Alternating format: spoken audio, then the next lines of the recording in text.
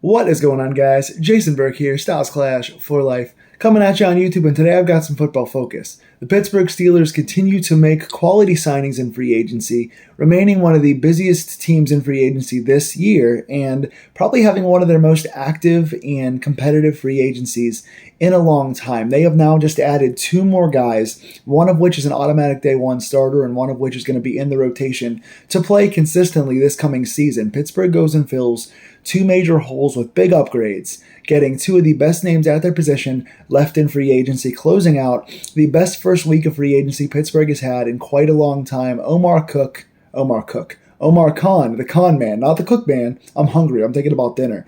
Omar Khan is doing his thing out there, getting two more guys. I'm going to go over the two new signings, how they fit in the current team's landscape, and what possibly could be left or next for the Steelers. What they've done with these two signings is made it so that there's not as much urgency in the draft. They can pick best players available.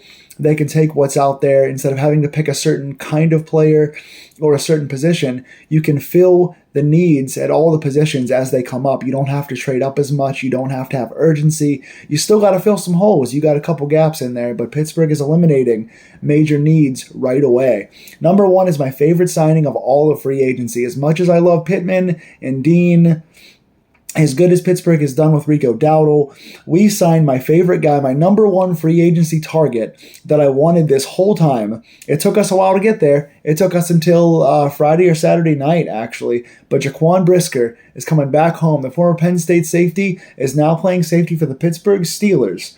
And I'm very happy about this. He is a natural Steeler fit. In spite of being just a hometown guy, he just plays like a Steeler. He can play good center field. He's underrated in coverage. He gets low coverage grades. He doesn't get a lot of love for his coverage. He's a solid center fielder, can play the ball, has some good physical coverage. Is a really good tackler, good box safety, good blitzer. He's very effective off the edge. Jaquan Brisker is a good physical, young, athletic guy that suits a lot of our needs and really completes our secondary in a great way, and I'll talk about it here in a second. Brisker came out of Penn State, played 4 years so far in the NFL, all for the Chicago Bears, where he was drafted, and has played 52 games and has started all 52 of those games. And in that time, he has 342 total tackles. Couldn't read my own writing there. 342 total tackles, 4 interceptions, 4 forced fumbles, 2 fumble recoveries, 7 sacks, and 12 tackles for a loss. So he does everything. He's really effective in the run game and dialing up those blitzes. Our team likes to run those like slot corner blitzes, safety blitzes, mix it up. He's really good in those, and he blows up running backs. Watching his footage, he blows guys up to get to that next level and get to the quarterback and create a lot of pressures and a lot of issues. So again, 12 tackles for a loss is very positive. Again, while he does shine in the blitzing, he's very good at chase and pursuit in the run game. He's going to help us with our run tackling quite a bit. Good physical tackler. Again, doesn't get a ton of picks, only 4 in 4 years, but he gets some interceptions here and there. He's got a couple forced fumbles, some fumble recoveries. He's around turnovers, and he's, like I said, underrated in the coverage game as well. He doesn't get enough credit for being a coverage guy as he is. But here's what makes this beautiful now.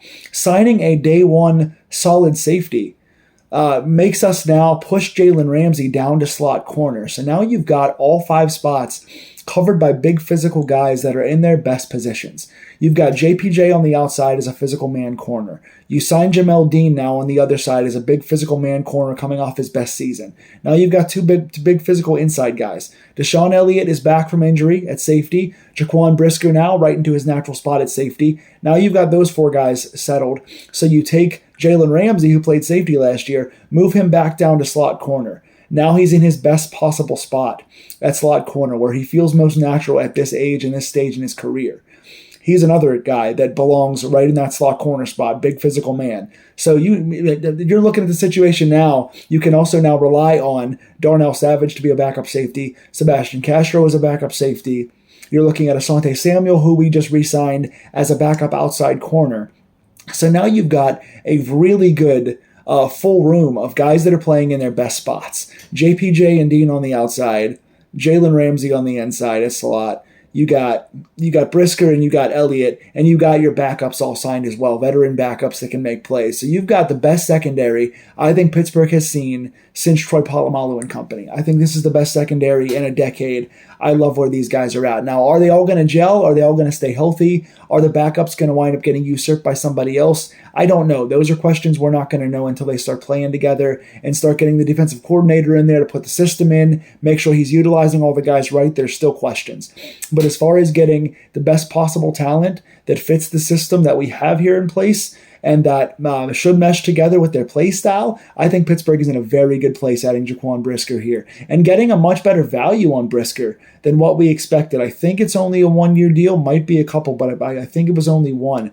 Got him for a lot less money than expected, so we'll see how this works out for us. Another big signing that helps us a lot is bringing in former Tennessee Titan Sebastian Joseph Day at defensive tackle. Sebastian Joseph Day is an NFL veteran that is a big, giant guy. This dude is 6'4" and 310 pounds, a true nose tackle. He can play all over the line. He's played left end and right end on the defensive line, but he is a big nose tackle, and I think it's where he thrives the best, and that's what Pittsburgh needs, a genuinely big anchor. He's tall so he can bat balls, and he's big and wide so he can stuff the run gaps and stay home and stay in the middle of that line stuffing guys. One of the biggest guys we've had back there since Casey Hampton.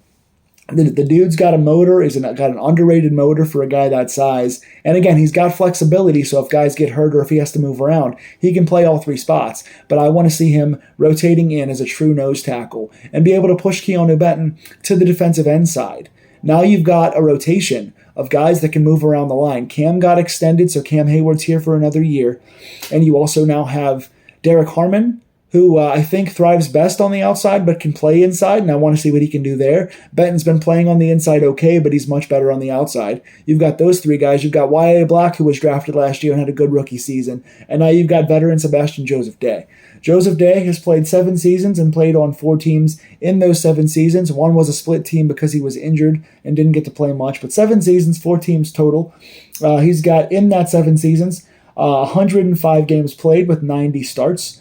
In that time, he's got 314 total tackles, 15.5 sacks, 6 pass deflections, which are like batted balls, 2 forced fumbles, 2 fumble recoveries, and 30 tackles for a loss. The dude is stuffing guys in their tracks. He's getting off blocks. He's got good moves. He uses his power. He's got underrated quickness for a guy that size, and he can take guys back and knock guys in the backfield. He's going to get tackles for a loss. He's going to stuff the run game, and he got 15.5 sacks too. The guy can get after the passer as well.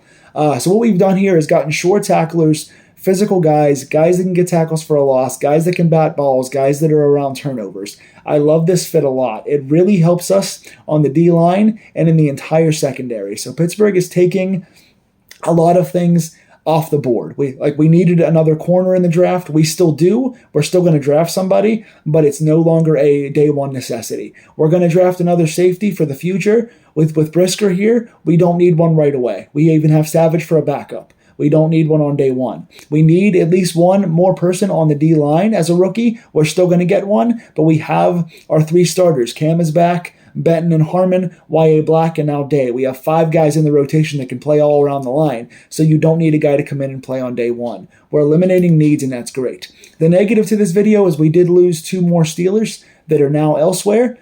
Calvin Austin Jr. is no longer here. My favorite slot receiver that I wanted to see come back is gone now.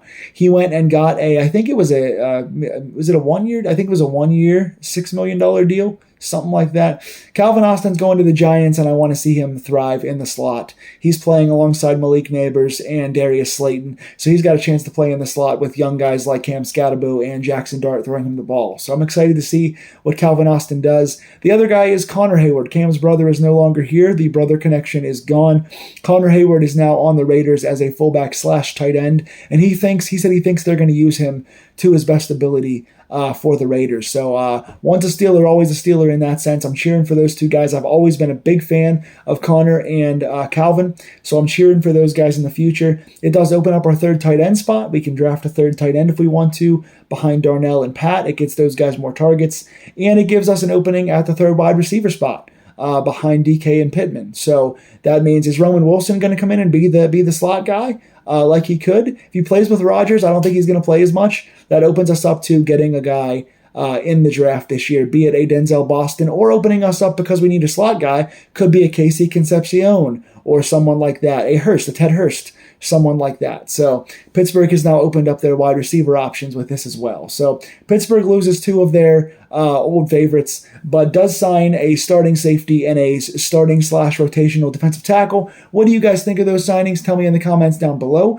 Please like, share, and subscribe to these Pittsburgh Steelers deep dives. Are you loving our free agency? Give us an overall grade and tell me what you want to look at next. The next things for us, if we're going to sign a free agent or really target ourselves an early draft pick, we still need a guard. A left guard is wide open since Sayamalu is gone, and we still need to solidify ourselves at tackle, even though we have two tackles from last year back. We're not sure about their future. So we need at least one guard and probably a tackle on the line for security as well.